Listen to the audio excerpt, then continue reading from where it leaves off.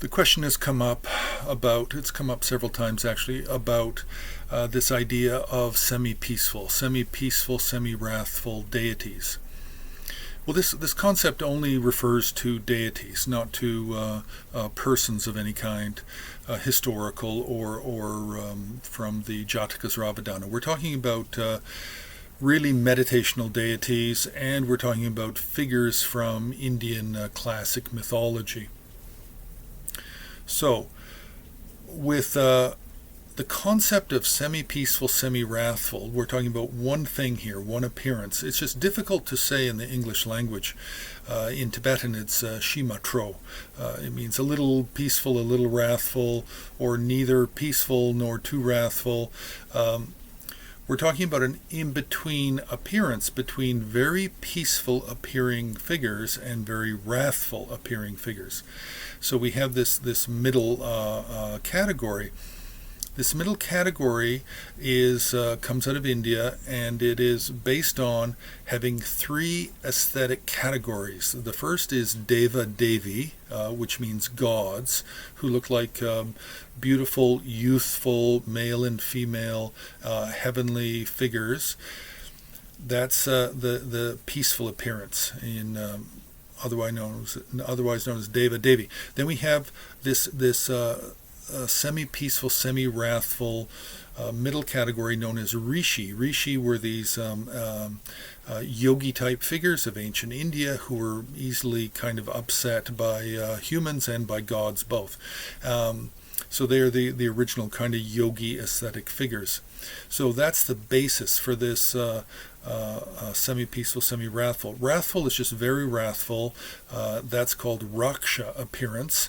And the semi-peaceful, semi-wrathful are not really wrathful.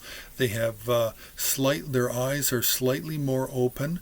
Their mouths the eyes are slightly more open than peaceful deities. The mouths are open rather than closed, and the canine teeth are visible. The hair can be slightly flying upwards, or it can be down. Often the semi-peaceful, semi-wrathful appearance, you have to be wearing really a little bit wrathful attire. You have to have leopard skin or tiger skin skirts. You need bone ornaments. You need a necklace of 50 dry heads or 50 freshly severed heads. You're often holding curved knife in the right hand, a skull cup in the left, or similar wrathful attributes. Now, your body is more slim. Your torso is slim, like a peaceful deity. It is not this sort of fat form, dwarfish form that you find with the Mahakala, Vajrapani type figures. So the semi-peaceful, semi-wrathful is a middle type appearance between the very wrathful and the very peaceful. Now, figures that are famous for having this appearance are like Chakrasamvara, Vajra Yogini, He Vajra, Vajra Naratmya, Kala Chakra, Kurukula, Parnashavari.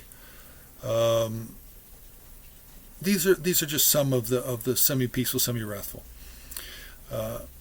Now, it's also important to understand that this is really terminology that's used by the Sarma school of Tibetan Buddhism. So it's really used by Sakya, Kagyu, Jonang, Gelugpa. This is not used generally by Nyingmas or the Bön religion. Now, they can if they want. I mean, there's no rules here. But generally in Nyingma and generally in the Bön religion, you really only have Shitro. You have peaceful and wrathful. You have peaceful and wrathful deities. That's it. That's what you talk about when you talk about the Bardo deities or the deities you might meet in the after death state. Then they're the Shitro deities, or the peaceful and the wrathful. Okay, that's a Nyingma and a Bön concept, only to have peaceful and wrathful. And of course they will argue with you and say, oh no, we have in-between appearances. Well, yes, but in terms of terminology and what you often find in the text, then it's this Shitro, peaceful and wrathful. In the Sarma traditions, they explain things just a little bit different with these three classifications of Deva, Devi, Rishi, and then Raksha. That's all. So we just need to be a little bit more careful in how we divide up figures that we think are wrathful, or we could even think that some deities are very wrathful and some are less wrathful. Because in terms of understanding the appearance, that's also very fair, and that's a good way to understand it.